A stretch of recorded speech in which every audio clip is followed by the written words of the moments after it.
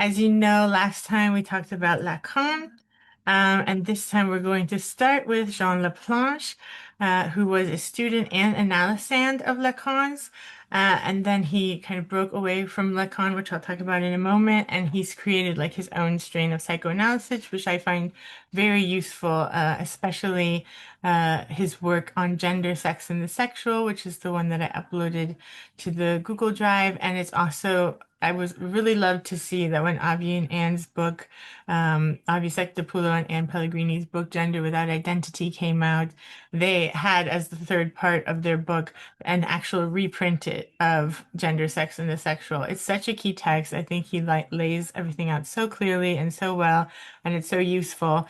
So I really loved to see that. And of course, I want to give a shout out to Jonathan House and his press out of New York, The Unconscious in Translation, who published Avi and Anne's Gender Without Identity, and that press got started to publish Laplanche's work in English. So Jonathan House has done amazing work making Laplanche's works accessible to the English-speaking world. So thank you, Jonathan.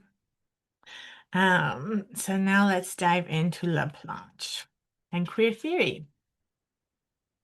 And this, of course, is Marsha P. Johnson. Queer theory has long challenged the naturalization of heterosexuality, the assumption that normative sexual and gender arrangements are obvious, developmental, healthy, or biologically given. Queer theory questions how identities are produced and how norms are repeated, how bodies become intelligible within social and symbolic systems. Laplanche's work intersects with these questions because it too denaturalizes sexuality. Laplanche does not ask old pathologizing questions like, why are some people queer? Rather, he asks, why is sexuality ever imagined to be straightforward? Why is heterosexuality treated as if it were self-evident? For Laplanche, queerness is not an exception to sexual normality. His theory implies that no sexuality is simply quote unquote natural or biologically given. For Laplanche, hetero, homo, bi, trans, pan are all sexual formations that emerge through complex histories of messages, translations, prohibitions, and identifications. And I don't know if you hear that in the background, hopefully not, but it's fine. People are enjoying summer. There's like people doing singer-songwriter folk music across the street at this little bandstand. So maybe you hear that, maybe you don't, but that's what's happening if you hear a little sound. All right, so who was Laplanche? Jean Laplanche was born on June 21st, 1924 in Paris and died May 6th, 2012 in Burgundy. His life spanned the rise of fascism, the Second World War, the German occupation of France, the resistance, post-war Marxism, surrealism, existentialism, structuralism, postmodernism, and the later emergence of queer theoretical debates. He was Lacan's student and analysand, and as such was caught up in the institutional conflicts that we talked about last time of French psychoanalysis. Born into a bourgeois family, Laplanche was educated in elite schools, studying at the very same institutions that trained many of France's most influential philosophers, historians, and theorists.